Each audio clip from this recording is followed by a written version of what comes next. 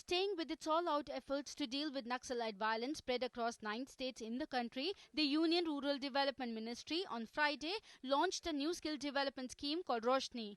The scheme aims at development of troubled areas and targets rural youth from 24 worst Naxal-affected districts of the country. 6 districts, each from Jharkhand and Odisha, 5 from Chhattisgarh, 2 from Bihar and 1 each from Andhra Pradesh, Uttar Pradesh, West Bengal, Madhya Pradesh and Maharashtra have been chosen for the scheme, which will be implemented at a cost of 100 crore rupees. The 3-year initiative aims at training 50,000 youth from these districts and ensuring that at least 75% of them get employed in the organized sector anywhere in India.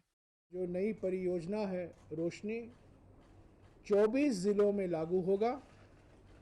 अगले 3 साल में 50,000 युवकों को training दिया जाएगा, 3 महीने से लेकर 6 महीने तक।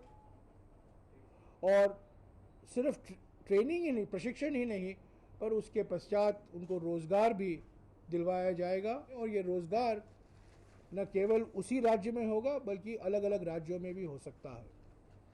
और पहली बार हमने एक आरक्षण रखा है इसमें कि 50,000 में से कम 50% यानी 25,000 लड़कियां होने चाहिए।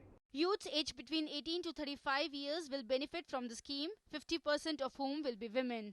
The funding for the Roshni scheme is in the ratio of 75:25 to be shared between centre and states. Educational institutions, corporate entities, entities that train and place for improved public service delivery, commercial and not-for-profit training providers will be roped in for implementing the scheme.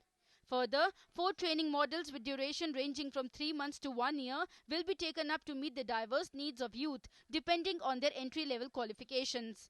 Ritu Verma's report, DD News, New Delhi.